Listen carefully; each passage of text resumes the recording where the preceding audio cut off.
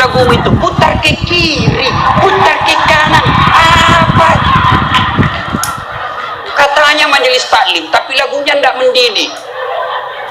Sudah 3 tahun majelis taklim, seragamnya 4. Olahraga depannya lakinya orang, dia di depan sebajunya sempit. Bapak-bapak di belakang, di depan ibu-ibu 1, bapak-bapak di belakang 2. Ini kelakuan majelis taklim ini begini. Ketawa ibu-ibu karena ibu begitu toh. Kalau 17-an apa lagu-lagu seperti itu? Mesti dari kecil sejarah Nabi kita ceritakan. Itu dulu ibu saya kepada saya. Sekarang kepada anak saya bikinkan lagu supaya dia tahu anak Nabi. Anak saya namanya Cek, saya ajari. Cek, nah nyanyi nak. Anak-anak Nabi ada 7 orang, 3 laki-laki, 4 perempuan. Pertama Qasim, Abdullah, Ibrahim, Zainab, Ruqayyah, Ummu Kalsum, Fatimah. Aduknya bernama Siti Aminah, ayahnya bernama Abdullah, kakeknya bernama Abdul Muthalib, pamannya bernama Abu Thalib. Ibu baru tahu toh 7 anak Nabi? Ya. Berapa laki-laki? 3. Berapa perempuan? Anak pertama Qasim. Coba, ini dari sini kita tahu lagu. Maka ibu harus pandai-pandai mendidik anak, memperkenalkan sejarah Nabi supaya mereka cinta kepada Nabi. Maka ini tujuannya maulid. Bukan kita mau bidah-bidah. Sekarang ada juga baru belajar agama 2 bulan. Itu pun melalui YouTube. Seolah-olah dialah menjadi panitia hari kiamat. Ini maulid bid'ah. Tidak ada pada zaman Nabi, tidak ada pada zaman sahabat, pada tabi'in, tidak ada semua itu. Saya bilang, bos, memang tidak ada pada zaman Nabi, tidak ada pada zaman sahabat. Kenapa? Mereka hidup sesama dengan Nabi, mereka lihat Nabi, segar ikatan mereka soal Nabi, mereka tahu sejarah Nabi, jadi tidak perlu dituturkan. Sekarang kita sudah 1400 tahun yang lalu, banyak umat Islam, la ilaha illallah, Muhammad Rasulullah, tapi dia tidak tahu siapa anaknya Nabi. Maka perlu kembali diingatkan. Jadi kalau orang mau maulid, hargai. Jangan malah dibilang sesat, masuk neraka, nenekmu punya neraka. Yang paling enak, yang tidak mau maulid silahkan, tidak usah. Yang maulid silahkan. Yang maulid ini jangan kau tuduh mereka sesat. Ayo kita saling memuliakan, menghargai sesama muslim. Ya, ini 1 maulid. Yang kedua, ibu-ibu, bagaimana kita maulid ini bisa menjadi bawa pulang, diamalkan. Apa yang diamalkan? Ayo kita sejarah kisah-kisah Nabi saja dulu. Ya, paling gampang sudah. Berapa istri Nabi? Berapa? Ini ibu biar tahu, nggak mau juga dia jawab ini. Berapa? 11. Coba lihat. Istri pertama namanya Khadijah. Tua berapa tahun? 15 tahun lebih senior dari Nabi. Sebelum menikah dengan Nabi, beliau paling kaya di Mekah. Paling kaya di Mekah. Menikah dengan siapa? Muhammad bin Abdullah. Pegawainya waktu itu, karyawannya. Lalu Khadijah selalu cerita-cerita kelebihan Muhammad kepada asistennya, namanya Nafisah. Asistennya, dia selalu cerita, ini Muhammad baik, jujur, kinerjanya bagus, disiplin, sopan ngomong, nguntung juga baik. Nafisah paham, oh bunda ini senang sama Nabi Muhammad, waktu itu belum jadi Nabi. Akhirnya apa? Nafisah jadi tim sukses. Tapi bukan tim sukses pilkada. Disuruh bikin baleho 10, cuma 5 dia bikin, hilang 5. Ya kan? Ini Nafisah datang kepada Muhammad. Muhammad, bagaimana kalau ada perempuan suka kamu? Alhamdulillah. Tapi ini perempuan lebih senior dari kamu, tidak ada masalah. Lebih tua 15 tahun, tidak ada masalah. Tapi Tapi dia sudah 2 kali janda, tidak jadi masalah. Tapi dia bosmu, tidak jadi masalah. Yang jadi masalah, benar tidak dia senang sama saya? Kata Nafisah, tenang mas bro, saya punya urusan. Jangan lagi cari dah hadis mas bro, tidak ada. Lalu datanglah Nafisah kepada Khadijah. Bunda, bagaimana menurut bunda kalau ada laki-laki senang bunda? Alhamdulillah, terbuka jodoh. Tapi ini lebih muda dari bunda, tidak jadi masalah. Lebih muda 15 tahun, tidak jadi masalah.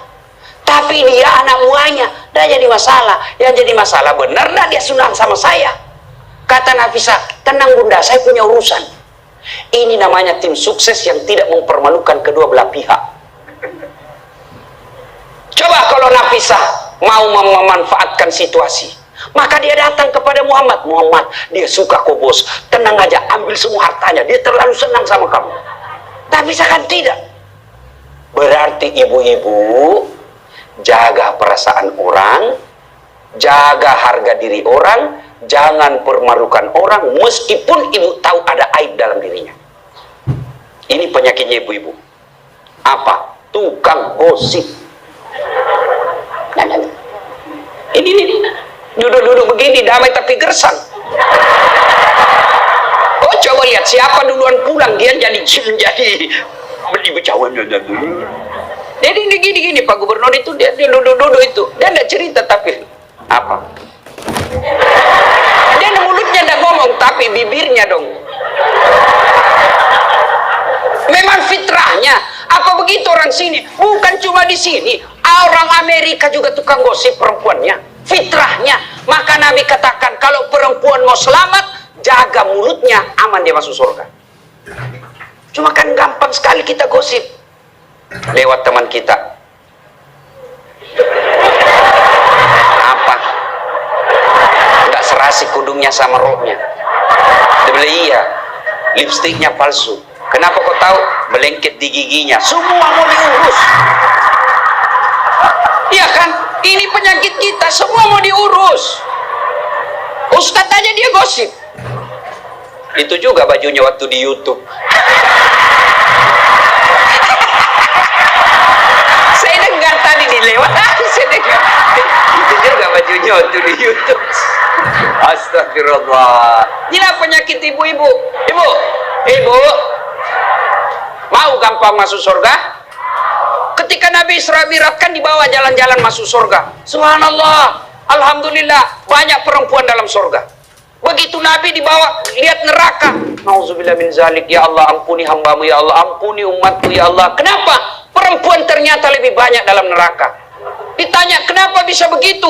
Ada 2 kelemahan perempuan. 1, tidak mampu menjaga suaminya, tidak mampu mengurus suaminya, dan yang kedua tidak mampu menjaga lisannya. Jadi kalau ibu mampu menjaga lisan, aman. Itulah gunanya masker.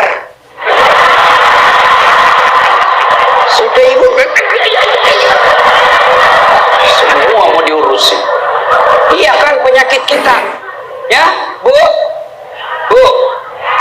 Maka bertanyalah ibu-ibu di Makassar, Ustadz yang saya cerita ini kan benar. Memang begitu sifatnya Ustadz. Itulah benarnya namanya ghibah. Tidak boleh kita cerita kejelekan orang. Kalau dia salah yang ibu cerita namanya fitnah. Gak ada jalan. Ayuhibbu ahadukum, kata Allah, sukakah kamu makan bangkai sesamamu manusia? Maka berhenti cerita kejelekan orang. Jadi gimana solusinya Ustaz? Ketika datang orang cerita, Bu, katanya na'udzubillah min zalik, kita berlindung kepada Allah dari keburukan itu, Bu. Belum tentu suami kita lebih baik dari dia. Berhenti itu. Cuma kan enggak kita. Memang enggak tahu persoalan. Biar enggak tahu persoalan. Ikut campur. Ibu kalau suka ikut campur bikin urusannya ibu, nanti takdirnya seperti tauge.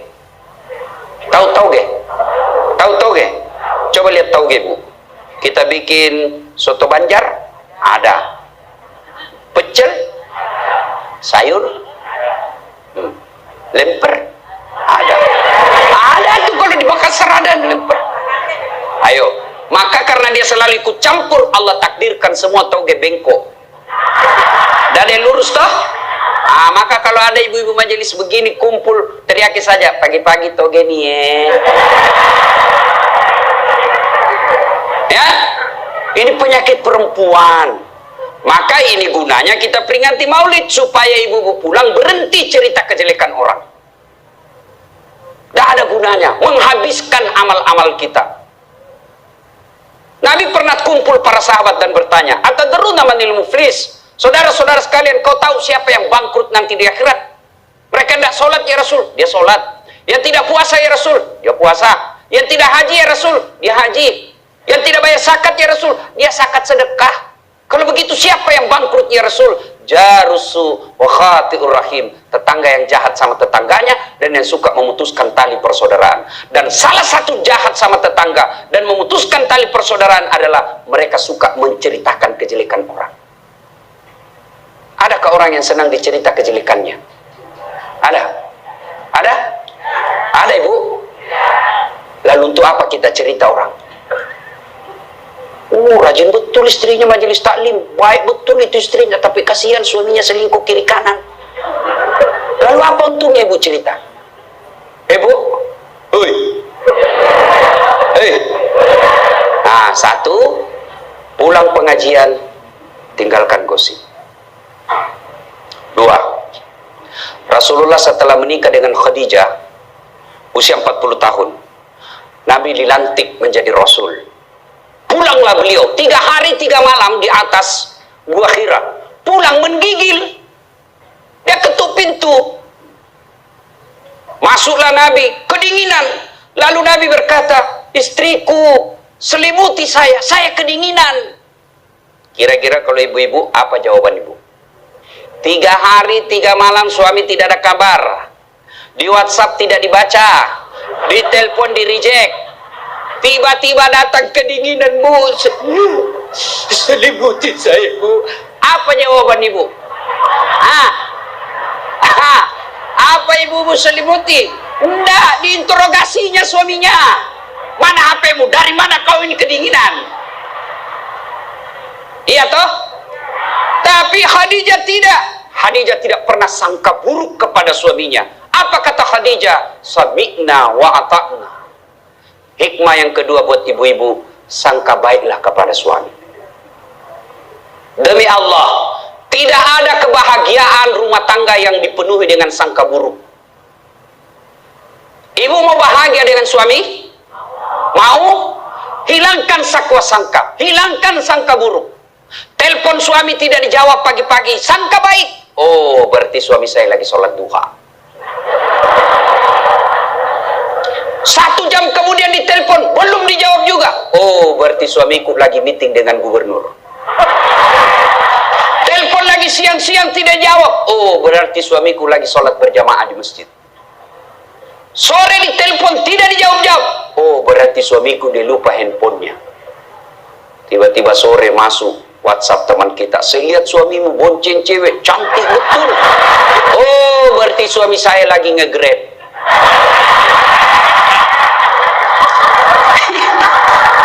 Perasaan. Ibu-ibu, demi Allah, tidak ada kebahagiaan orang yang selalu sangka buruk. Suami enak-enak kerja, hanya tidak dijawab telepon, ibu tidak bisa tenang di rumah. Sangka baik. Orang yang sangka baik, rumah tangganya pasti tidak bisa bahagia.